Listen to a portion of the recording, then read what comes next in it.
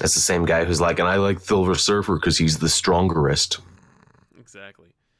All right, gang, we're gonna switch over in just a second. So hold on to your horses and hats and other H-themed things that you need to hold on to when things are about to get crazy. Yeah, we get this show up to speed. You're gonna see all kinds of shit. That's right. It's gonna be some serious shit. All right.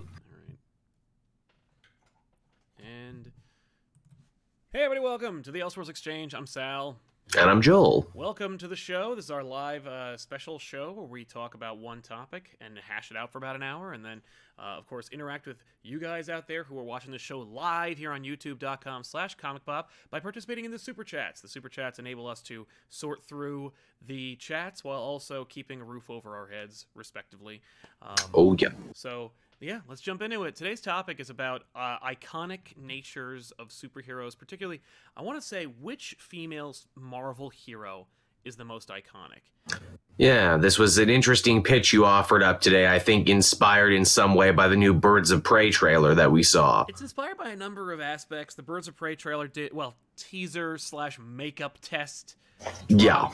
And it got me thinking about how Marvel's really pushing Captain Marvel and how they're like, I remember a time when Marvel was kind of happy to have no like staple female lead and just kind of let everybody like let anything occupy that space. No Wonder Woman analog in their Trinity. And then at one point or another, Marvel went like, we need one. You! And They went all in on Carol Danvers. So I thought we'd like hash it out a little bit and take a look at like a list of some of the like premier female Marvel characters and try to hash out like which one is the most iconic. Now before we do that, we're gonna have to try and pin down what iconic means. Yeah, this is very true because there's a lot of definitions to this one. Because you even said when we were discussing this topic, there's iconic and then there's fan favorite. I think to truly be iconic, you have to transcend the media of comics. I think you have to be established in a lot of mediums. And another perfect example, I have to be able to ask my mom and say, hey, mom, do you know who this character is? And if they do, that's pretty freaking iconic. You're a household name at that point. Absolutely. Recognizability is a big deal across multiple spectrums, like you said. When it comes to Marvel female superhero representation, I'm afraid we're going to have to like take what we can get in that regard. It's been a very strange road for them, has it not? Well, it has a lot to do with the fact that like Wonder Woman had a good 25-year head start on most of these characters. Oh, yeah. And she also but didn't get a movie until recently. Well, she had a show in the 70s which helped to inform the culture at large and cement her as like kind of like the only female superhero that people could identify outside of the sphere of comics. If you're a comic book fan, you got like a list of 4 or 5 women that could be, and you're kind of like, Carol? Really? We're gonna go with Carol? Okay, I guess you could try and, since she's never had a really strong identity, I guess we could just create one for her. And they've tried several times. In fact, you could argue they're still trying. Find me the correct volume 1 for Captain Marvel. You cannot, because there's so many. Yeah, but so there's a lot of criteria. I looked up the actual definition of iconic.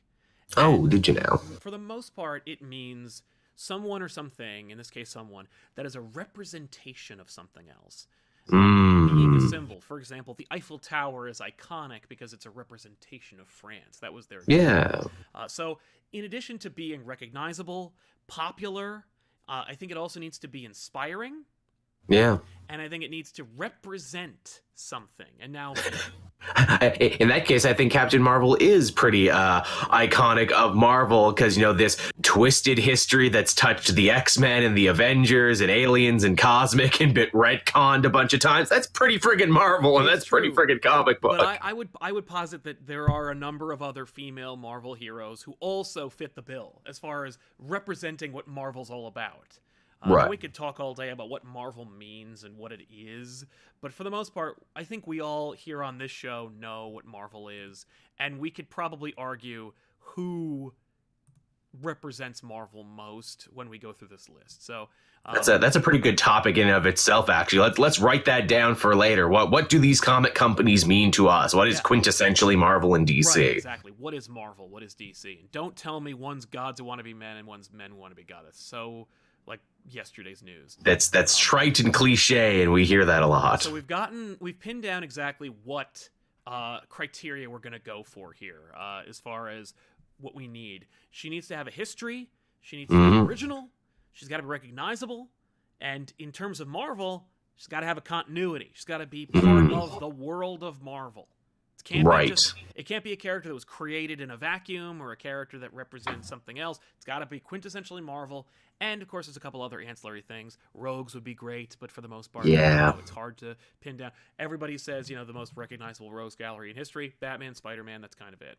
I mean, look at, like, some of the most popular media heroes have some of the weakest villains. Captain America, Iron Man, Thor. Oh, yeah.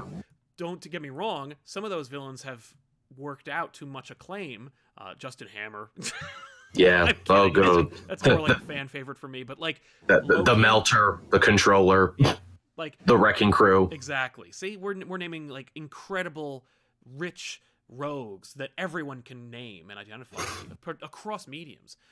They keep coming back. But the reality is, like, you can't ding them for having a weak rogue gallery, because for the most part, like, everybody kind of does. Yeah, and I think we're proving more and more now in the modern age that you don't really need a strong rogues gallery if you have relatable human dramatic problems that you deal with. Miss Marvel Kamala Khan basically straight up said that in a fight with the Shocker recently, when the Shocker's like, oh, let me be your arch nemesis. Imagine how we could elevate each other. And Kamala's like, screw you, Schultz. I don't need an arch nemesis. I have real life problems. Get out of here. It's true. That being said, all you need is one. Sure helps. Dipping into the super chats, Mopey coming by saying the chat would like to start with one named Storm. She'll definitely come. Adam Asamoah says, as long as I'm alive, I'll be the first super chat. Well, you are not. I'm sorry, my friend. But thank you very much for joining in and helping us out. Theodore Soli Engine says, obviously, it's Amazon from the Amalgam universe. Oh, yeah, that's strong. We can just end the show right there. It's Amazon. Amazon's nailed it. And we got both. We got two bites of the same apple, both universes. Gibson Bradfield, the most famous Marvel female character is Mary Jane. The most famous Marvel superheroes are probably Jean Grey, Storm, and Kitty Pryde. Fair enough. Those are very famous. I wouldn't call them iconic. And Jamcall X says Storm, Sue Richards, Elektra, and She-Hulk as the strongest candidates in that order. Fair enough. Good list. Let's talk about our list. So I looked at, like, I made a list of all these different, like, women of Marvel characters that were contenders, and I checked off a bunch that didn't qualify. Okay. And I want to cross-reference them, Joel, with your scrutiny. Just to make sure that we're on the right page, because I have a list. It's a very small handful of characters that could qualify as the most iconic female superhero at Marvel. Okay. While she is recognizable and interesting and fun and in the movies, I don't think Gamora qualifies. Yeah, that's a tough one. I think they've done a lot with her recently to try and grow her profile outside just being a team member of other teams. Obviously, she's getting that new little mini-series to retcon her childhood and her connection to Thanos. She was the villain of the last big cosmic event, but that's villain in finger quotes, because there was there's a lot of shit. And even in the new Guardians book, they're like, oh, no, she's still important, and we're still definitely going to, run with this new characterization for her. Let's revisit Gamora in a year. I think she's on the precipice at the moment. She could go either way right now, but no, I wouldn't call her iconic right now. She's fun, and I enjoy her, and definitely a fan favorite, but no, I don't think she can be the face. Exactly. A couple other characters, magic-based. I don't think Clea counts. I don't think Magic counts. I like those characters. I don't think so. I saw a couple of votes for Mystique. Again, Mystique, I don't really see her as iconic. I think she's definitely emblematic of the X-Men movie universe. She's really, really good, and she's a great villain, but can you have a villain or an anti-hero be your face? Not so much. I think you can have an iconic villain, but I don't think she should be the face of Marvel, especially since that face can become any face. Anything. Mystique is in a weird class all her own, but God, she is really good, though. Agreed. Jessica Drew. This is what we're getting into interesting territory here. I don't know if I would count Jessica Drew for the most part because while she is, you know what? Actually, I'll debate that. What do you think, Jessica Drew, iconic or not? You know, it's funny. She hasn't really done much outside the comics yet. I think she's been in a couple cartoons here and there, but She not had her own much. cartoon series for a little while. That's right. She's been in a couple of video games. With Jessica Drew, you run into that problem too, where it's like, she has the name that would make you think she's related to a more prominent male character, but her story actually has nothing to do with that male character. Exactly, and that's why. That's as much kind as of a thrust of her story. Yeah, I don't like derivatives. I don't like. I know you do. But there's another character that I think might be a more of a qualifier that has the same criteria. So I don't want to dismiss Jessica Drew out of hand. I just don't think that there's enough of a character there for her to really qualify. She's another character where I think she's been on the precipice, and every couple years a writer will come along and be like, no, we're going to make Spider-Woman happen, damn it. Well, like, name her 3 most prominent stories. I literally can't. Like, the time she was a Skrull Queen. That was pretty good. She got pregnant. Also that. You know, I mean, like, she plays pivotal roles throughout Marvel's history, but she's never been on the front lines as far as, like, being a prominent figure. She still needs that Matt Fraction treatment. She needs that person to come in and being like, all right, let's take this character and let's take it in a whole new direction and let's make this the must-read book of the moment. Agreed. Silver Sable, another character I think doesn't really count. I just don't think there's enough there. No, there really, and there's never been that much there. No. She's a cool design and a cool name. Agreed, and I think there could be something for her. I don't think she would ever quite reach that level. Sadly, I also think Elsa Bloodstone doesn't count, even though I wanted to view her in some way. She's a badass. She could be so cool, but no one wants to take that ball and run with it. You know what she could have been? She could have been the face of Marvel UK, and that would have been okay with me. What was it? Jubilee, Rachel Summers, Psylocke, Polaris. These X-women, I don't think count. I'm not dismissing X-women.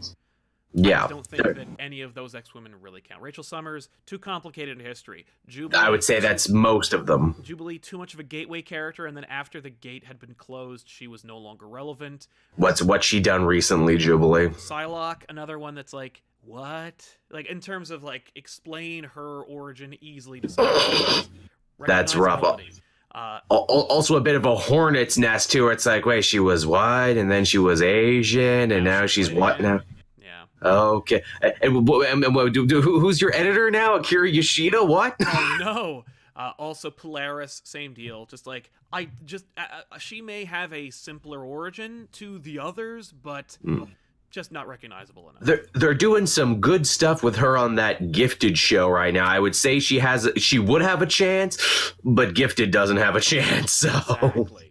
So that's too bad. Another character she could have made it. They were wringing some really interesting stuff out of her.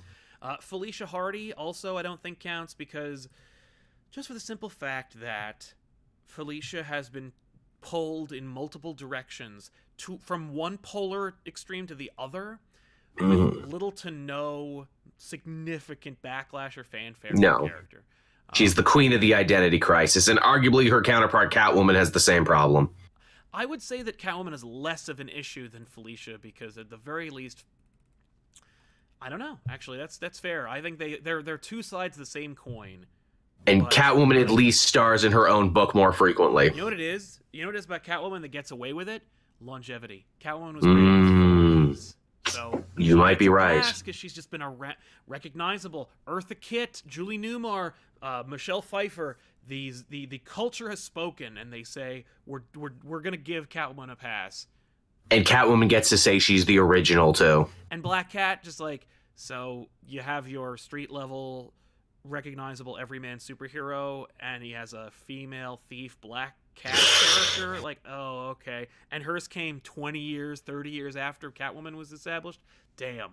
That'll always work against her in the broader culture. That being said, I love I love Black Cat. I think she's a great character. I just don't think she fits for this list. It's unfortunate. Jumping back into the super chats again, Nigel Red says Storm's definitely the most iconic, at least to me, especially since she's one of the few black women in comics that's positioned as a prominent leader. Good. And always has been. Good argument there. Your boy D Bim says it's my birthday, so I'm giving you guys a gift. That's how I. Happy birthday to you, my friend. Yeah, happy birthday, man. And thank you. Yeah, that's exactly how it works. So make sure every birthday. Render unto Caesar, by which I mean the Elseworld exchange. That's right. Please stand by. Says rarely catch any of these streams, but I've been watching since the start of the show, and I just want to say, keep up the good work. Well, thank you. Please stand by. Thank you for standing by. And Will Bang says shout out all the way from the UK. Well, good day. That's Australian. I'm sorry.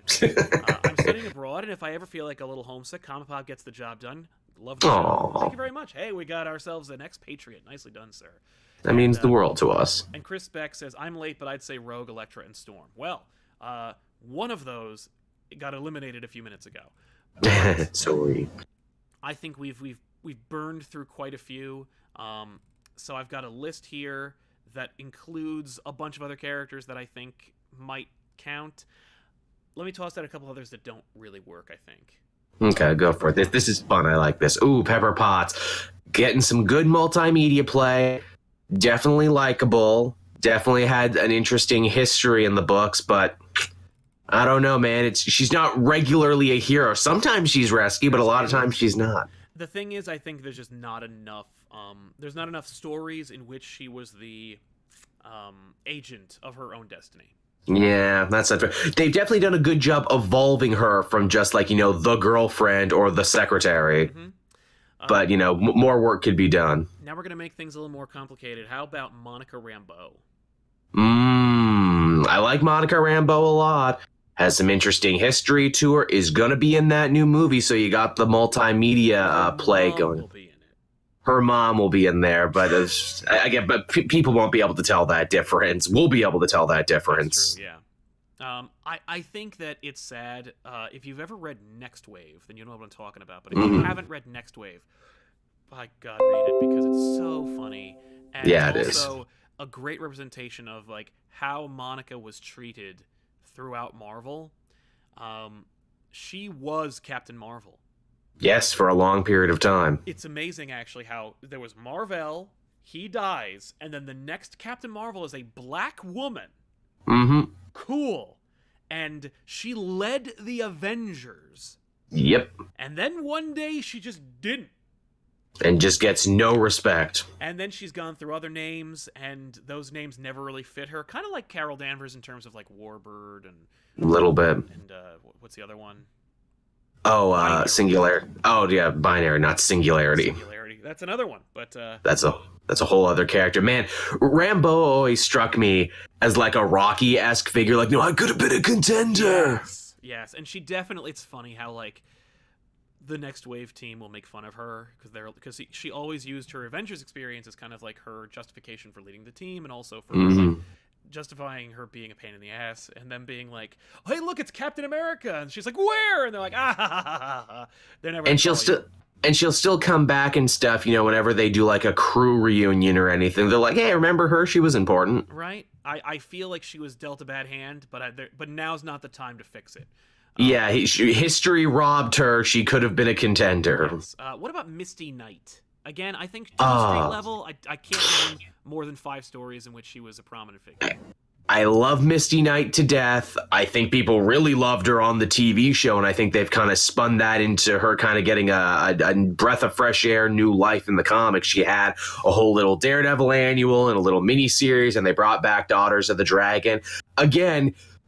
It's like the other characters we talk about where it's like, man, you got to put some work into them. If someone just grabbed the ball and ran with it, I think you would be able to, really make them a contender. You wouldn't have to put a lot of work into Misty Knight, but they never seem to. No, they don't care. They're not focused on that. And I think that has a lot to do with the fact that, like, while the culture is ready for Misty Knight or Monica Rambeau to really break out, the people who are interested in doing that are more interested in having that happen with a character that they created that they can then get royalties on. Yeah, or, just like, retreading past stories. Man, she had such a great status quo change, too, in that Jeff Lemire book where it's like, oh, Shield is gone, so I'm like keeping tabs on superheroes now. I'm like the superhero like warden officer. That would be cool. Like make her the head of a Shield that's not Shield, and now everyone has to report to Misty. Yeah, and unfortunately, while that is a cool, convincing story that gives people like a great opportunity to get into her character, it doesn't really elevate her to iconic status. No, it's rough. To some, not to all. She's an icon in my heart. I'll always love Misty Knight. And similarly, Bobby Morse. I think Mockingbird. Yeah. Was dead too long, and then never really given a really strong foundation to become anything other than whatever she is now. Like Mockingbird, I remember when they brought her back after Secret Invasion and going like, why Mockingbird? And then them launching that Mockingbird Hawkeye series, and then that not selling and not doing well and nobody really caring, and then her being relegated to like, okay, I guess she's on the Avengers, even though we kind of learned our lesson and said no, like no D-list Avengers. Then she was a Shield liaison. Then she was in a relationship with Spider-Man for a little bit. By the way, that jump between those two things is like 5 years. So it's like, and then 5 years later, they gave her something else to do with Spider-Man. She became a Spider-Man supporting cast member in then she got the richest supporting cast in comics. Yeah. So then she got her own miniseries there that was a critical darling, but didn't really do much for her character within the world of comics, which is a shame. Again, she's another one where it's like, man, if you just took the ball and ran with her a little bit. Yeah. Similarly, like she was on TV. She could have had her own show. Yes. Would have helped. I don't think enough. That was a ton of setbacks. Hey, you're one of the most popular characters on the show. People love you to death. You want a spinoff? Ooh, the network doesn't want your spinoff. Sorry. Yeah, and we'll write your boyfriend back into the show, but not you. Ouch. This one's gonna hurt, but I don't think she counts yet. I think she could get there, but I don't think she's here yet. X-23 Laura. Oh man, again another one. Yeah. Give it time.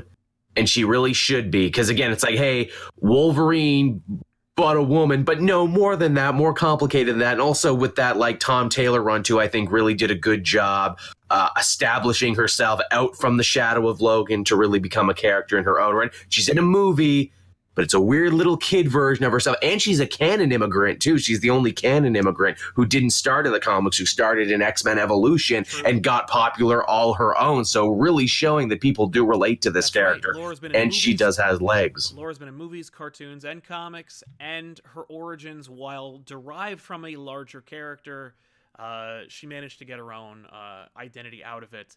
And not with very little... with not a lot of retconning. You know what she needed to really put her over the edge is that there should have been an X-Men on this new Avengers team, and it should have been her. She should have been the Wolverine on the new Avengers. I completely agree with that. That would have been such a good idea. That's what it should have been. Hopefully where it's they like, can do that. Like, hopefully they can fix that. But come on, Aaron, get on that. You're a fan of X-Men. I know you've written Wolverine, although I guess you're kind of running with Cosmic Wolverine at the moment. Right. Cosmic Wolverine should have been Laura. That's what it should have been. That would have been pretty dope. Phoenix Cosmic Wolverine of the future is actually old Laura. That would have been cool. That'd be dope. Old lady Laura. Old lady Laura. That's your next mini-series right there, everyone. Danny Blackston TV says, I'm late, but maybe Squirrel Girl? Now, Squirrel Girl... is an interesting case. I think she's a fan favorite character. I don't think but she's getting there. I think that it will take a lot of work to make Squirrel Girl an iconic mainstream character. She has been in cartoons. She has her own breakout series that while the numbers are technically low, the trade sales are great. There is an audience. I think there is an untapped audience there that is really hungry for Squirrel Girl. And if they get her into something live action, I think we would see the winds change. You could either do a ton of work on Squirrel Girl to get her to fold more neatly into the Marvel world, get her on the Avengers, maybe do something interesting with her, or you could just cast Anna Kendrick as Squirrel Girl. Or you could just do that. And if you did that, you could elevate her from, I think, fan favorite status to at least contender on this list where I'm formulating in my mind. Practically overnight. IG says, hey guys, shout out from Australia. Well, hello there. And 4 years later, I still finally catch one of these lives. What about Jane Foster? What about Jane Foster, Joel? There was a moment there where I think you really could have made a really strong argument that Jane Foster Thor should be the lady face of the Marvel Universe. She basically was part of the new Trinity they made of like the new Avengers. It was her, Falcon, and well, I guess they didn't really have an Iron Man at that point. It was kind of Riri. I don't know. I don't think so. But she didn't really hang out with the Avenger. I mean, Tony was kind of around for a little. Those were weird times. But yes, there was a moment there when she was Thor where I think she fit that Wonder Woman mold very, very well, arguably better than Carol in many ways. But that story came to an end. That story had a beginning, middle, and end, and now she's not Thor anymore. Still a very big player in Aaron's Thor, and they look to imply that she's going to be a big player in the War of Realms story coming up. But she doesn't have powers of her own, and she doesn't have an identity of her own at the moment. That could change. Yeah. And they could easily make her. She's a long-time Thor. Oh yeah, since the beginning. But they could easily make her like a Valkyrie overnight if they, or make her a new character. Like, hey, you're now new Thunderstrike. I think that if you gave her a hammer, made her Thunderstrike or something like that, that'd be cool. She'll never beat Thor. Like if she you would need to have her be Thor the whole time. I think that's the way to fix that. Because like she's you want to put her neck and neck with Wonder Woman. That's how you do it. You make her Thor all the time. Yeah, is the thing. Because Wonder Woman has no Wonder Man to compete with. Yeah, I mean, except for Wonder Man, who nobody. Except for the actual Wonder Man, but Wonder Man ain't nowhere near these lists. Yes. Besides the fact that he's got the wrong sex, he wouldn't count anyway. So now, poor Wonder Man. I'm good. No, you're not. You're a poster in a James Gunn movie that didn't get play on the actual screen. So I've got a list. Let's start checking these guys off. Now these are characters who I think could technically represent Marvel. They could be a good symbol. They have popularity, recognizability, and they might be even inspire people. Right. Going through that gauntlet, I'm going to start with the when we're you know what? Screw it. Let's just go from there. We've already established Jessica Drew doesn't count, so I'm going to check her off the list. Which is a shame. It is a shame. Sorry, Jess. Next time. So one of the things that I really was like that I thought was a qualifier was history, continuity, being around for a while. So I actually dated not literally dated them, but I gave them their premiere dates so we can establish when they showed up. And whether that has any scale tipping. Right. I want to ask about the Invisible Woman, a.k.a. Sue Storm. Sue Storm is the original, mother of the Marvel Universe, practically. Yeah. She has a cool power set, very simple, but depending on the writer, very interesting and powerful. It's true. Some writers play with it more. Sometimes she can just be invisible and create shields, and sometimes it's like, no, I can actually manipulate atoms in the air and shit. Yeah. Does she count according to our list? She's part of a team, so that's a thing. She's a consummate member of this Fantastic Four team. You really don't see them without each other. Has she ever had her own miniseries? She has had her own miniseries. All right then. That certainly helps you. And she's been in movies. She has. What was it? 2 Tim Story ones, 1 Fan Four Stick, and 1 Roger Corman movie nobody saw. So 4 movies, 3 of which actually saw the light of day. None of them are good, but she's made it to the big screen, and she's been in all the cartoons. And again, if I asked my mom would know. Yeah, I think my mom might recognize the Invisible Woman, but I don't know about even if it's passive aggressive, like, oh, you mean the girl one? Right, yeah. So I think she counts, even though I don't know if she wins, but I'm going to leave her on the list. I don't think Marvel has ever put her on a pedestal. I don't think they've ever put her in a position to be more important than just the mom on the Fantastic Four. But if they did tomorrow, it would be fine, and I think people would accept it. Well, and Sue is an icon. She is inspiring. She has done some incredible stuff. What is the other thing? She was pregnant and a superhero. She has a mom and a superhero.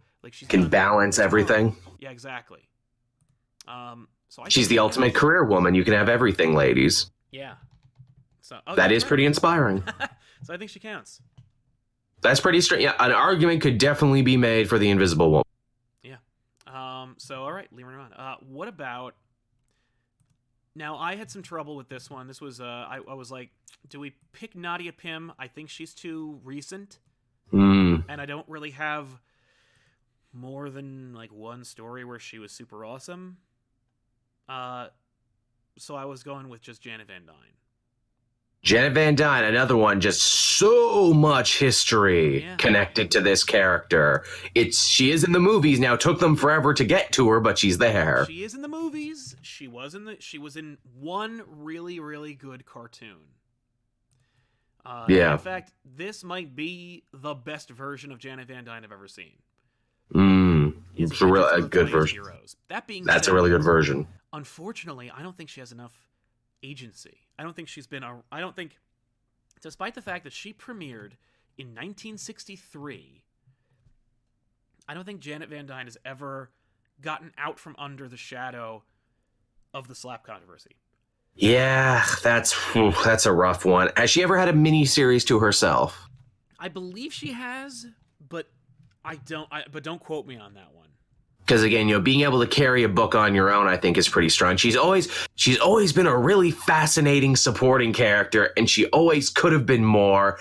And you're right on the whole. She lacks so much agency in so many stories she's in. Yeah, because she's a founding member of the Avengers, but she has to keep reminding people she was. People that she's an elder statesperson of the superhero community and someone very respected in stories, yet who never really parlays that into anything, which again is such a shame. It is. So I as much as I want to keep her on the list, and I think she contended, I don't think she counts. And another career woman who does everything, which is very inspiring. And she even adopted Nadia, so she's an adopted parent too. Yes, she's parent, fashion designer, Avenger. She's got a lot of cool things going for her. I don't think that if Marvel was going like, we need somebody who's gonna like really fit that mold / identify the most iconic female character in our pantheon, I think Wasp deserves to be considered. I don't think she gets it. Heck, overcoming an abusive relationship and coming out on the other side of that strong and and everything, that's pretty inspiring too. But again, Marvel doesn't like to concentrate on that because they don't like to remind you that's a thing they did, except for when they do, which is also a lot of the time. Right.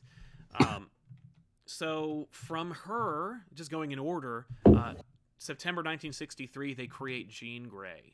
Man, it's hard to discount Jean Grey for being as important and iconic. Definitely just in terms of images, she's, all over the place. You see her, she has some of the most defining images. Her as the Phoenix is probably, one of the biggest touchstone stories, not only of X-Men, but of comics. I mean, heck, one of her aliases was Marvel Girl, wasn't it there?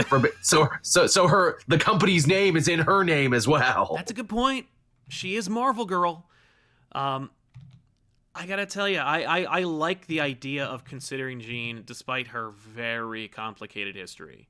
Oh, that's what holds her back, but that holds most of the X-Men back, so that's not a unique problem to her. Right, but she is a symbol of the X-Men. She could represent Marvel because she's a founding member of a premier team, arguably one of the most recognizable teams in Marvel Comics and Marvel movies. Big name cachet from all the cartoons, movies, and video games. People know who she is. That's true, and because she kind of benefited from not really having much of a code name, if you say Jean Grey, everyone knows who you're talking about. Yes, that's pretty big. You do run into the problem, though, where she's been dead for a huge chunk of her history, too, and dead a lot of the time. And the fact that, being dead kind of represented her character. Yeah, is that emblematic of Marvel's treatment towards women? Where it's like, here's one of our most famous women. She's been dead longer than she's been alive. Right, and that kind of sucks. So Ain't that fucked up? So I think that really does kind of knock her off, despite her being a really, really good contender. When she's good, she's so good. And they even had, the young time-traveling version, who arguably did better than most of the other young time-traveling X-Men, who had her own miniseries and kind of had her own character and growth, and by the end, basically became a different kind of Jean Grey. Yeah. What was the other one? Oh, so this one is kind of a big character now, because of the movies, and that has to be, of course, the Black Widow. Black Widow, again, you run into this interesting thing where it's like, but she's a killer though, isn't she? And like, not like I'm a vigilante who kills when I have to. No, she's a spy who kills people. Yeah. And like tries to topple governments and everything. And they've tried to move that around a little bit to being like, no, she only kills bad people now and she's working for the greater good. But there's a lot of cloak and dagger there. And hey, if you like James Bond for all those same reasons, shouldn't you like her for all the same reasons? Yes, this is true. And then you get into the weirdness of like, yeah, but she's also like this Cold War leftover too. Yeah. No, the fact that she was like a double agent and a murderer, and I kind of like her like that. The fact that, like, it makes sense to make her an Avenger in the movies because her powers are nothing and it's really cheap to make it.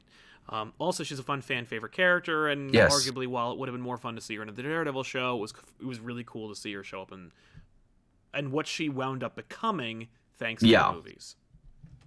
But ultimately, I think the fact that she is a murderer and a spy, a double agent, that I almost want her to stay there.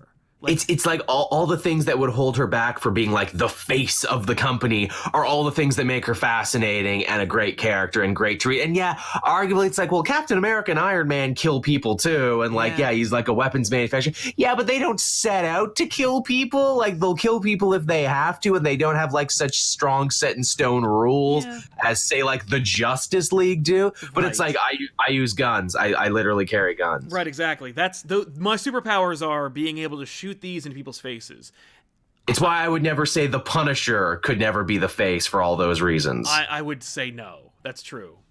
So I love Natasha. She's a great character, and I love it when she's on an Avengers team because you need that little taste of darkness in all the light where she's like, hey, you guys run around and save kittens from trees, but I'm actually here doing the dirty shit you're afraid to do. Right. And I think I can't wait for her movie, but at the same time, despite her popularity, we're going to have to let her go. And I almost feel bad saying that because I feel like we're holding her to this double standard even almost. Right, yeah, no, it's true. The other thing is, name all of her best stories. And it's like, I guess like the Edmonton series was pretty good. The Wade book was good. She's had lots of good runs. She's had a lot of good runs. She really should contend, but I think she would. It's funny if you think about her as a character. It's like she would rather be on the sidelines or like be behind the scenes. Like, no, don't make me the face of your company or your universe. Actively shoos the spotlight because that's bad for a spy. Exactly. So anonymity is our greatest weapon. Yeah. So it is kind of a cop out, but I also got to say, like, and Marvel too, even from a story point of view, they do this to the Punisher too, where it's like, you need to stay in your own box over here. You are part of the superhero community. You are part of this universe. But we really shouldn't have to think about you more, because if we do, people will start asking, well, why doesn't Captain America stop them? Right. They shouldn't be allowed to do these things. No. But you know what? It's because Cap is a soldier, but he's also a realist, and he understands, like, sometimes you need Natasha. Which that's fascinating. And even right now, Rosenberg is playing with this in his Punisher book and in a couple of the other books where it's like there is a Black Ops Avengers team of like Bucky, Hawkeye, Widow, all the heroes who aren't afraid to kill some motherfuckers. And like, Steve knows. He wants plausible deniability, but he knows. Yeah, he's aware. Kevin Meyer says, Jean Grey, Storm, Black Widow, Invisible Woman, Carol Danvers, She-Hulk. One of these for sure. You guys rock. Thanks for making the show. Thank you, Kevin, for helping us out. And good list. Rusky9110 says, gonna miss today's live show, but I still like to give a bit to pick to my favorite podcast. Well, thank you, Rusky. Thank you for coming by. Sorry you couldn't make it, but hopefully you'll catch it on the rebound. Also, Will I Am Golden says, speaking of murderers, Elektra. We talked about Elektra already. I don't think she counts. She's very interesting and very cool. And also you run into the problem. She's been a bad guy arguably longer than she's been a good guy. Not only that, but like infamy is not recognizability. That's a problem. About, like, by and large, I'm not one of them. I love Elektra in Daredevil Season 2, and in The Defenders, I think Elodie Young did a great job. I like the characterization and the use of her character, but most folks... She's a little different from the comics. They change a couple things that I think change the whole character, but worse continue. than that, most folk don't like her. Like, they don't like her in that show. They don't like her Jennifer Garner movie. They didn't like her in the Daredevil movie. Less said about that movie, the better. Mhm. Like, she may be recognizable, but it's more like, hey, do you know who Elektra is? And they're like, do you mean that god-awful Jennifer Garner movie nobody saw? And it's like, yeah, that's the one I mean, I guess. I think Elektra falls into the same pit as Mystique does, where it's like, you're a femme fatale, you're Right. fascinating. Sometimes you do the right thing. Mostly you do the bad thing, though. Mostly you're self-serving, but God, are you fun to watch. Yeah. Moving right along, what about the character that debuted in 1965, Medusa of the Inhumans? Ooh, there was a moment there where they were like trying to make Medusa into Marvel's answer to Mira. She was a queen, she was a mother, she was running a whole country of like expatriate aliens. Charles Soule put so much work and so much effort into Medusa, and she was a focal point of many big events. They could have made Medusa the next big thing. They could have made Medusa the face, but she had one show and it was shit. And now they're trying to bury the Inhumans, so it ain't gonna be her. No. I Could have been. You said it best, man. The fact is, like, Medusa's a neat character, but ultimately, I think she's like a sci-fi fantasy character more than she's a representation of all of Marvel. And the volatility of the Inhumans keeps her from ever really breaking out of that. She definitely represents her weird cosmic side of Marvel pretty well, and she's been on tons of teams, not just the Inhumans team. She was on that FF Fantastic Four, but she was a villain for a little bit too, so she's had a long and interesting history. I hope Medusa doesn't go away, because there is a lot of like content in Medusa, and there's a lot of stuff you could still do with her. Agreed. Now here's a character who was created in December of 1965, so she got the the longevity, but for the most part, if you had asked me like 10 years ago if this character would qualify, I'd say no, because it's Gwen Stacy. Gwen Stacy, man, Gwen Stacy. What a strange and wonderful history this character has had, from being the idealized girlfriend to dying and causing like a second tragedy, growth, evolution of the hero, to, you know, being venerated and almost sanctified within Spider-Man, sometimes to good effect, sometimes to creepy effect. Big time. And now she's Spider-Gwen in an alternate universe, and now she's Ghost Spider, and now she's one of the hottest, most beloved things ever. And really, why not? Because Spider-Gwen, Ghost Spider is fun, and Spider-Verse did a great version of her. Yeah. Normally, I'd say she doesn't even count. She wouldn't count. She's an alternate reality version of herself. But the prominence of Spider-Gwen in the Spider-Verse movie, the popularity of her look, at least puts her on the list, because like, listen, money talks and sales work, and the fact that like Spider-Gwen is such a profitable looking character cannot be ignored. Plus, fun character, people seem to like her. Problem with that, and one of the things I think keeps her from iconic stature, is alternate reality. That's a rough one. Although it's rough, but it's becoming less of an issue now. Oh, thanks to like comic book fans being like, alternate reality is second nature, but the movie normalizing it. Yeah. But also alternate reality plus her books don't really sell great. And yet still stick in there, though. You know, they've built an interesting lore in and of themselves for her books. Definitely has its fans. Oh, definitely. Oh, but I think that she qualifies more as a fan favorite than an iconic character. She's a little niche now, but again, talk to us in a year. Exactly.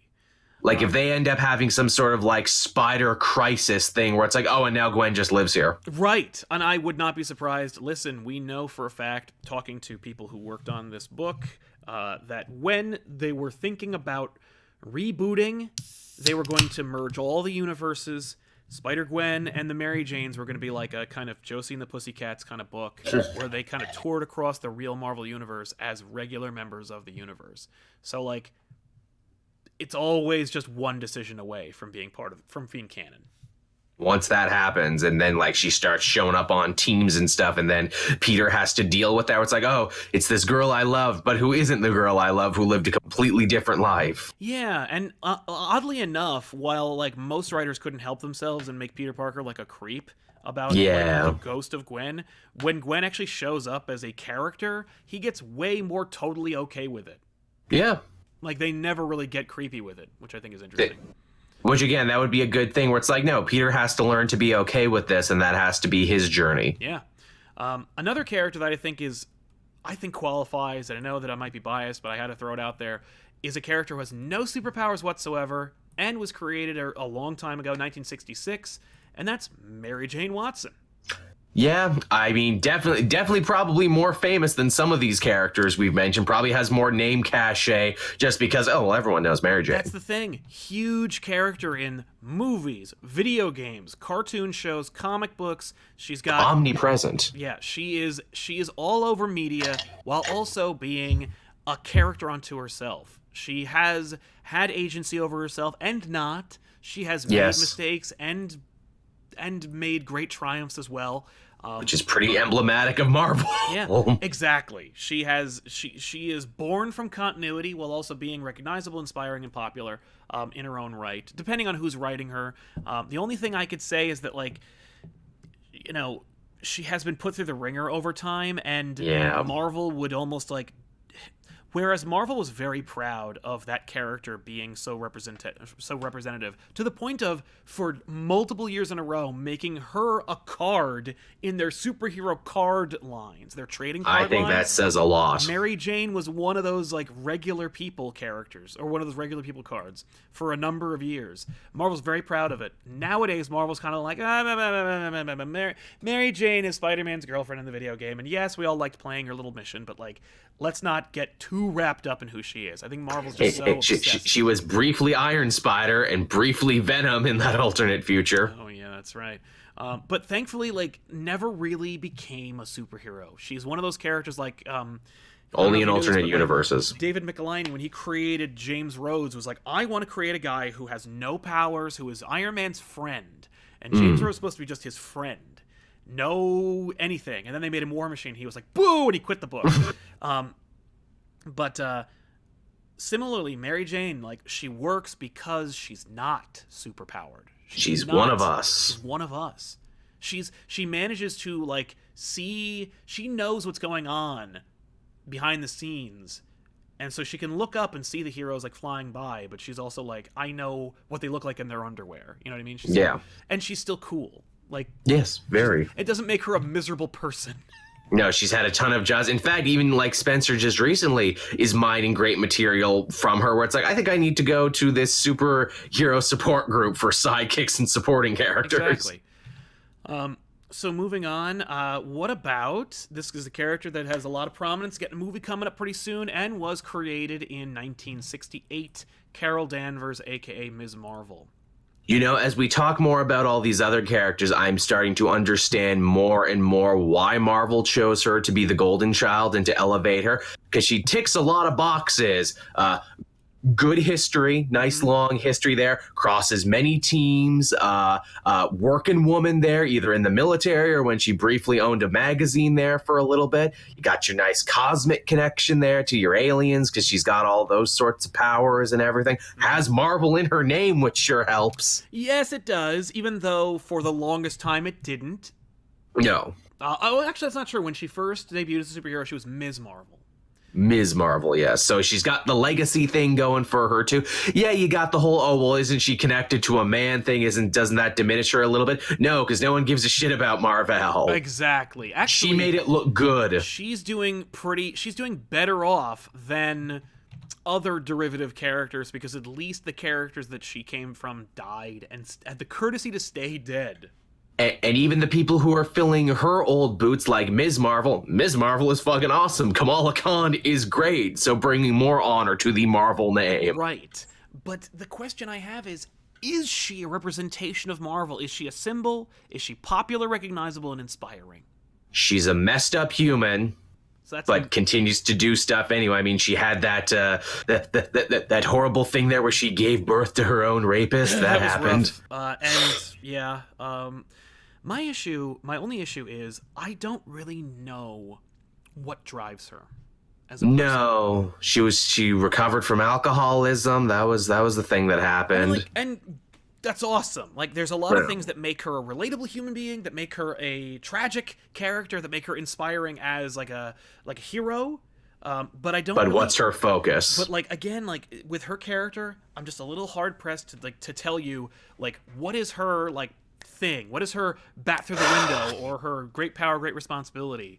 It's whatever the writer at the moment says it is, and she's gone through several writers who have tried to crack that nut and crack that code. And ultimately, like, that's not a symbol. Like, that is whatever No. I mean, like, and it's not, that's more like a stem, like, that's a T cell. That's like, I need you to be this now.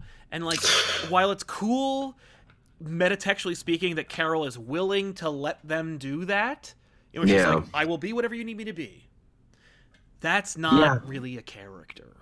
And they've tried so hard to be like, hey, I'm the fun-loving member of the team. No, I'm the hard-ass member of the team. I'm the military one. I'm like I'm the one with the service record, or I'm the one who has a legacy to uphold, or I'm the one who wants to be the best, or I'm the disciplined one. The world where I was everyone's favorite hero. Well, I want to be that hero again. Yeah. And I don't care if you like me, but sometimes I really care if you like me. Right. And I think that, like, there is potential for her. And like I said, like, if Marvel just, like, laid off the whole, we need someone to be this thing, and just let her grow. Yeah. She could have been like that all on her own.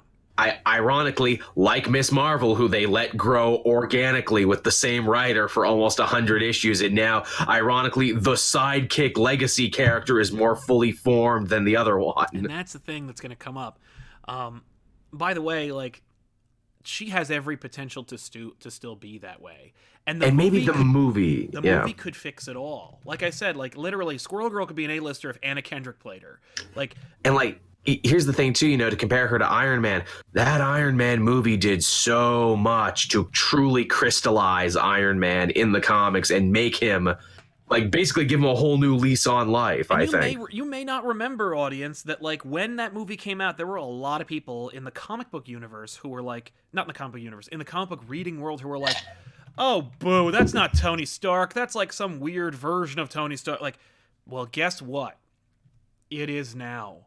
People love that version and became the version that we still have today. And they didn't have anything really to do with him. Like, he had some great stories, and then he didn't for a long time. I think Carol has potential. I don't think it's now.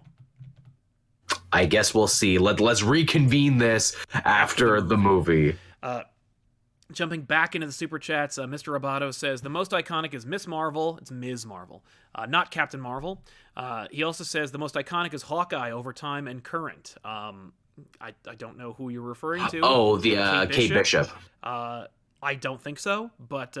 I mean, it's like if you share the name with a guy who probably be the face of the Marvel company, but yet you're better than that guy, and you have the Young Avengers history, and you had your own book for a bit, and a team book. Again, you could make an argument for Kate Bishop maybe now, but in a year. Right. I think Kate Bishop's a great character. I think she's more of a fan favorite than an icon.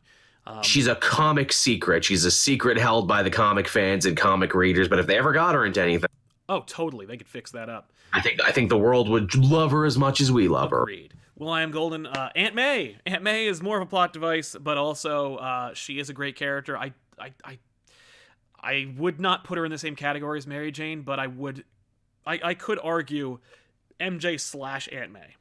Maybe. Aunt May is iconic in her own special way. Exactly. She's an iconic supporting character. She's representative of those characters. She is the bar to which other supporting characters, define themselves. Am I Aunt May good? Right.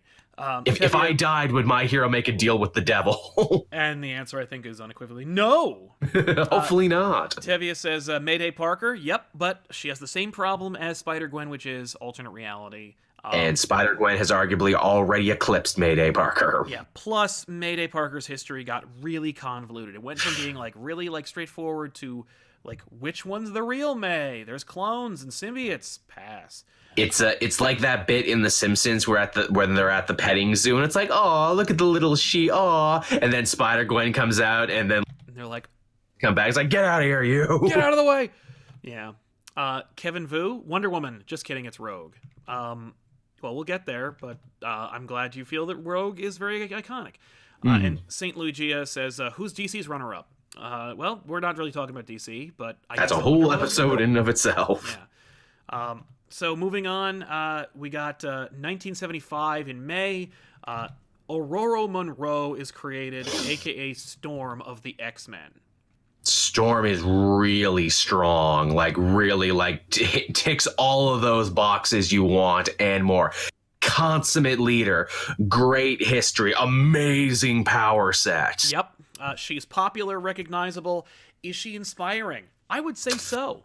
Yeah, in her way. I don't think that they've ever really stressed the inspiring part of her story. You know, she was a street kid who pulled herself up by her teeth and, fought to survive and now gets to live in a cool mansion in Westchester. Exactly. Well, that's true. But she's inspiring in terms of, like, she came from nothing. She became a god. She gave that up to serve mankind. She leads the X-Men. She goes out there and battles despite, like, handicaps, like her claustrophobia. Yes, that's right. She has the thing she overcomes. Yeah. She has relatable fears. And most importantly, in terms of, like, culturally speaking, everybody knows who Storm is. That's pretty big. At least for the most part. You could say, like, hey, do you know Storm from the X-Men? They're like, oh, Halle Berry, right? And while that does hurt my heart, the answer is yes, and I guess she was you know what? Halle Berry notwithstanding, she isn't an embarrassment. She does have an embarrassing line, which is the Toad struck by lightning line, but at the very least, she's recognizable. She's been in cartoons, movies, and cartoons. I would argue, too, as far as X-Men characters go, she carries a lot less baggage, both canon, continuity, and just she's done a lot of less bullshit. Like, unlike a lot of these other characters, you got like, psychic affairs, and I went bad for a little bit. Yeah. And I did all this other. Storm doesn't have that. Storm, for the most part, has made some pretty good choices. Yeah, even that. By the way, even death. Like, how many times has Storm died? I would say one or less. I don't remember. Yeah. I can't. Here's the thing. I can't remember. So it couldn't have been too many. But we couldn't push Storm for the longest time because we didn't own the movie rights. Right. But now we can. And maybe now's the time to start. Has Storm ever been an Avenger? Yes. Actually, the image I'm using is from a cover from Mighty Avengers when she joined, I think, in T'Challa's place or something. Right, because they were married for a little bit, so she's got that connection too. Mm-hmm. So you could do a lot with Storm, and I think you could do worse. You could very easily have pushed Storm, but maybe at the time when they were thinking, like, who's our face going to be, maybe they were a little reticent to make a black woman their, like, main face. And, times they are a-changing. Maybe it's Storm's time now, everybody, which, again, because people love and respect this character. If tomorrow they said, oh, yeah, Storm's on the Avengers now, Storm is now going to be a focal point of the Marvel Universe. No, everyone would be like, cool. Yeah, no one would be like, what? Everyone would be like, she could have replaced Thor. Yeah. We got a lightning person. It's all good. Yeah. Going into... In fact, if they did that, some people would probably be like, it's about damn time. Agreed. Going into the 80s, in February of 1980, a character who was technically a derivative, who I have championed a long time, Jennifer Walters, the She-Hulk.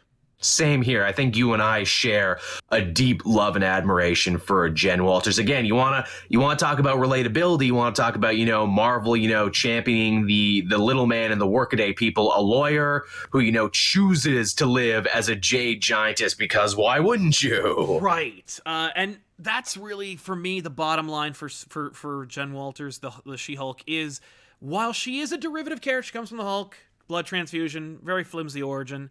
Yeah. And directly connected to Marvel. It is Marvel. So it is like, oh, okay, yeah, she comes from this world. She comes from this universe. Representative of that kind of thing. And she has her own life and her own wants and everything that are so, like removed from the Hulk. She was never the Hulk's sidekick. Yeah. She was always kind of doing her own thing and doing it her way. She was always, the only time when she was ever really, like, phony rip-off Hulk was now. Ironically, it's only now where they're like, but what if she was big and dumb, though, because we think we've exhausted all the stories of her when she has her wits together. It's like, I don't think you have. But, like, I don't think that it's broken. You know? No. But the PTSD thing, they were like, what if somebody wasn't Tom King could try a PTSD story? Oh, they don't have as much experience, so it didn't work out. If that Marika Tamako story was only an arc like it should have been and actually ended on a strong note, it would have ended very strong. Yeah, that was a weak book. It started so good, but ended so weak. But yeah, I think that her past, her being pulled in different directions, the volatility of the character, and the lack of cultural awareness / acceptance. This is true. It's just to the point where you even have dickheads like which Dark Knight writer was on a podcast and he called her like a big green prostitute or something. That would be that would be David Goyer. Oh, fuck Goyer. I'm still mad at him for that, because like this is the guy your champion is the greatest superhero writer. He didn't even know the Hulk and She-Hulk were cousins. Yeah. He doesn't know a lot of things. He wrote he Trinity, really doesn't. and I think he directed the second one, so, you know. Yeah, that happens. Another weird thing with She-Hulk that I wonder if made them reticent to make her the face of Marvel or the female face of Marvel. You have, again, Hulks get powerful when they're angry. Did they really want to lean on like the whole women PTS or periods thing? Did they want to lean on that, or did they not want people to think that's what they were leaning on? PMS? I don't know. I feel like you could find more like legitimate dings to keep her from taking the top slot. But I would have loved a DC Marvel crossover drawn by George Perez that involved or John Byrne that involved Wonder Woman versus She-Hulk. Would have been pretty dope. That's a fight we really like to see. Also, too, another thing about Jen Walters, She-Hulk, sexually activated woman, has a lot of partners and doesn't really catch a lot of flack for, which I think is very important. Except for the time she banged Juggernaut, but then they retconned it, so she didn't. So, you know. But yeah. At the same time, like, she's got a lot going for her. I think it's just the problem ultimately is the name. I love her name. I think she works, but like, if you say outside, like, oh, She-Hulk is going to join the Avengers, they go, She-Hulk? Yeah, what? Really? And it's like, what do you mean really? She's been around since literally 1980. Like, what are you talking about? Trust me, I've had these conversations with people who aren't trying to be dicks. Mm-hmm. People but it just don't happens. Accept it. She was arguably Deadpool before Deadpool. She was breaking the fourth wall and being funny too, even before that. Subversing comic norms even back then. So she's got that working for her too. Yeah. Crap, did I get a picture of this person? Because there's a lot to love about She-Hulk. I agree. I feel bad that like I gotta cut her from the list, but another bad thing that just hits me, she has working against her too, the weird rights limbo that Hulk and Hulk characters seem to be stuck in right now. Does Universal own them? Does Marvel Disney have to ask? What is even? You gotta consider that when we're talking about premier Marvel characters now. Then in 1981, November of 1981, they created Rogue. Yes. Does Rogue count? Rogue is definitely a fan favorite. There's no way out of that. People love her. She has a ton of stories. She's iconic in the cartoons, although arguably that version of her is an interesting little time capsule of her. Yeah. The thing that the one I have up is the one everyone remembers because of the cartoon. And you know what? That cartoon was dope, and there's no reason not to, because it was a great distillation of everything you like about the X-Men. It sure was. I wonder if on some level, too, maybe that's another reason that led Marvel to pick Captain Marvel. What's like, well, people like Rogue, and she only has her powers because of Captain Marvel. Let's just make it Captain Marvel. Right? I don't know. I mean, but like Rogue, she is popular. She's recognizable. She's inspiring in terms of being like, she's got to overcome her own personal physical limitations. Everybody knows her from the movies, unfortunately. Problems with intimacy. That's relatable. Yeah.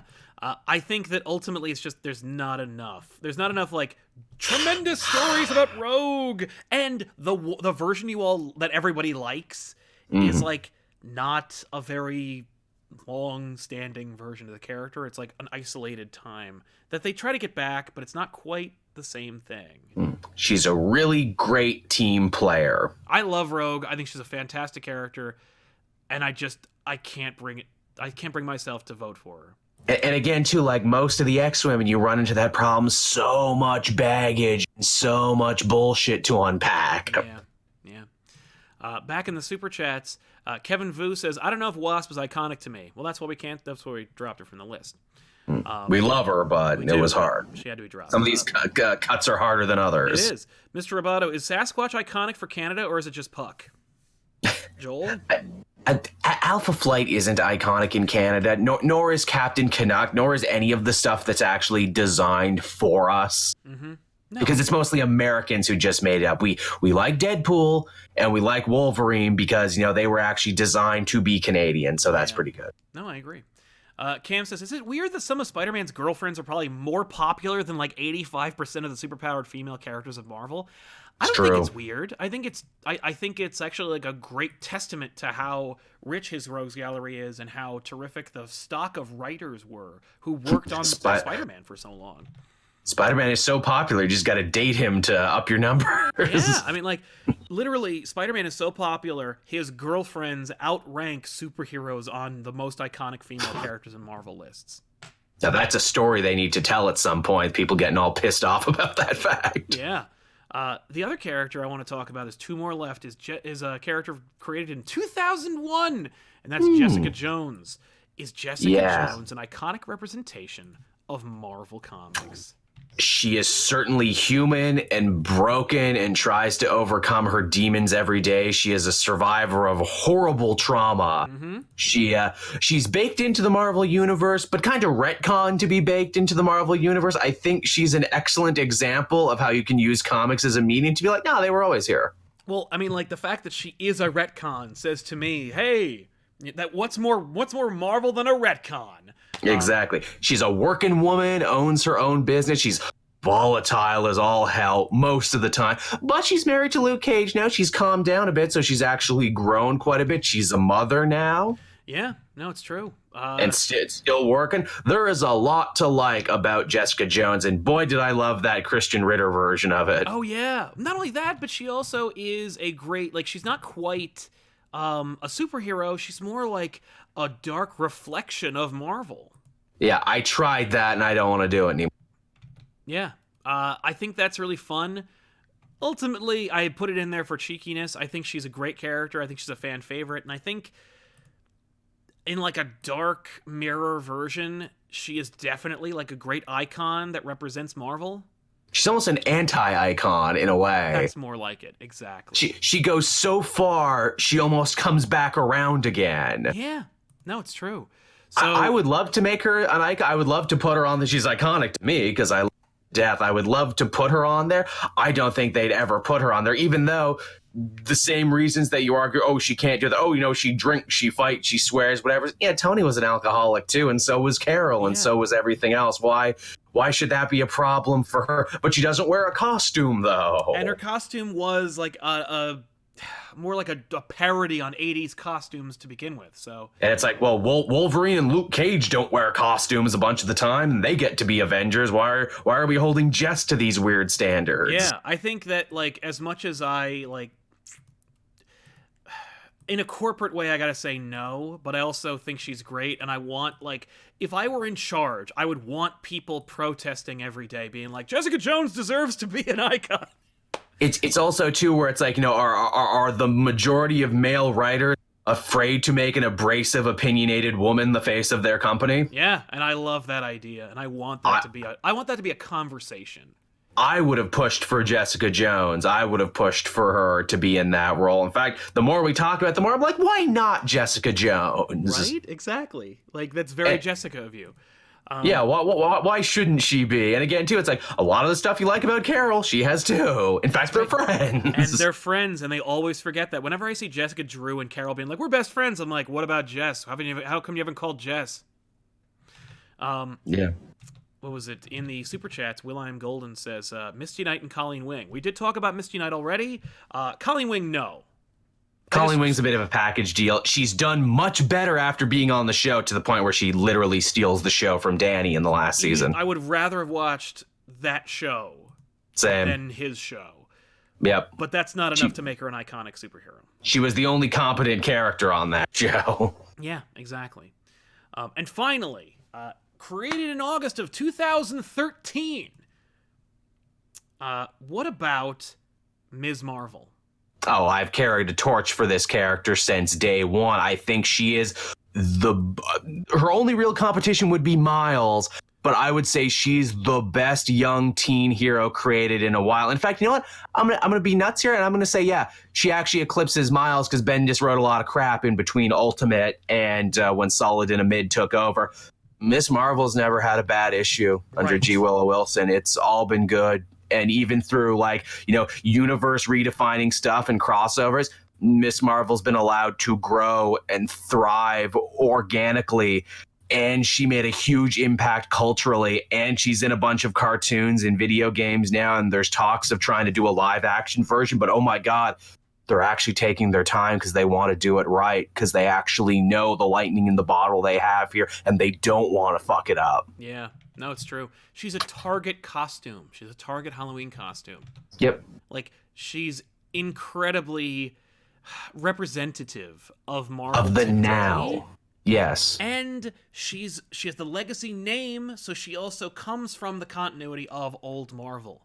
She's popular, recognizable, and she's symbolic of not only her own culture, but also of Marvel itself. She's also an Inhuman, but she's better than most of the Inhumans, and she survived all those new young and she's the last one standing, baby. She transcends those gremlins to the point where In fact, I'm really disappointed she's an Inhuman. Well, here's the thing. I think being an Inhuman is part of her success, because if she had just been a mutant, if they had the rights to it, she would have just been another face in the crowd, another new Jubilee, another hip young mutant we're trying to push. Jubilee. She would have been 2013 Jubilee, but no, because she's an Inhuman, she's a big fish in a tiny little pond. No, that's true. So, for the most part, our list involves 4 women who could be the most iconic representation of female heroes at Marvel. And 1 teen girl. Yeah. Oh no, I'm gonna call her woman because she's feminine. You know what I mean? She's always a woman to me. Exactly. So you got the Invisible Woman, Mary Jane Watson, Storm, and Ms. Marvel. Yeah. I think we could do worse. I think this is a great list. I think this is a solid top. Pretty 4. diverse list too. Yeah, and you could make solid arguments for pretty much all of them. I think You really ultimately MJ might get knocked out of this list because she's not quite a superhero. Not really a hero. The Miss more Marvel, qualifiers you add, the more you can knock people off. it's true. Miss Marvel too, just so people don't think I'm showering endless praise, although it's deserved. She's young, she's new. She's only going to have her second writer just recently. And again, I don't think Solid in a Mid is going to whiff it, but he could. No, it's true. Yeah. The fact is, if she never got a good writer again, or if somebody really tanked her series, like they put her in space or something, yeah, you could really we would have a very different list, or we'd have at least 1 fewer on this list as a result. Because I fully understand that a big chunk of Kamala's success is the perfect symbiosis of writer and creation. They are one. Yeah. Cam says, weird how none of those were Carol Danvers. It's not weird. We actually went through a whole hour and a half long show where we kind of whittled it all down. But listen back to it sometime. Exactly, but you might enjoy it if you watch the whole show. So the list here, I mean, you could add a bunch of qualifiers like colors. And I don't mean I'm talking about iconic colors. Yeah. Who looks great on a poster, on the Avengers, on a lunchbox, as an action figure, as a costume, on TV, movies, cartoons, comics, everything. Ultimately, if you were to talk about just colors, Ms. Marvel takes the cake because she's the classic red and blue. It's the most iconic color scheme in American comics. Boy, is it ever. I guess why. But I'm not going to give it to her because of that. I think that, any of these women could just step right into the spotlight and take over as, I represent this company. I represent this universe, I should say. And Storm's had lots of costumes and lots of good looks. I still push for punk rock Mohawk Storm every day. It is pretty great. I grew up with the silver suit because of the cartoon, but I really do also a classic. But I like the black and gold one. That's also really solid. That's what she's rocking now. The Cockrum suit is my jam. So out of these 4, Sue Storm / Richards, Mary Jane Watson, Aurora Monroe, and Kamala Khan. Which one for you out there in cyberspace, sorry, out there in the internet, think is the most iconic, should be the most iconic, it should be touted, put on the Marvel, like multimedia bandwagon, Mount Rushmore. Yeah, who are they gonna throw out there and push and go like, this guy, this lady's got to get a movie, we got to get her on those cartoons, we got to put her on the Avengers, got to make the whole thing happen.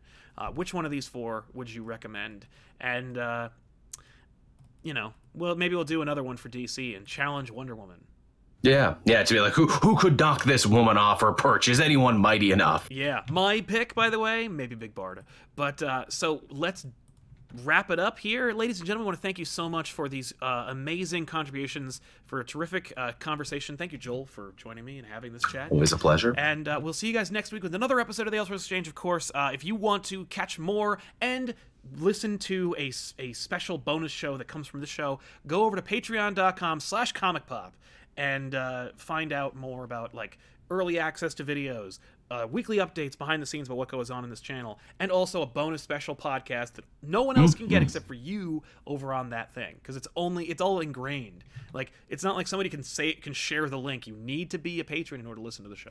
Oh yeah. So thanks a lot for joining us, everybody, and we'll see you guys next time. And of course, stay tuned today for more stuff. Maybe there's a Purple Channel thing going on. Also, back issues will be launched tonight around like 9 o'clock.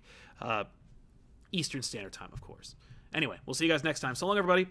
Bye-bye.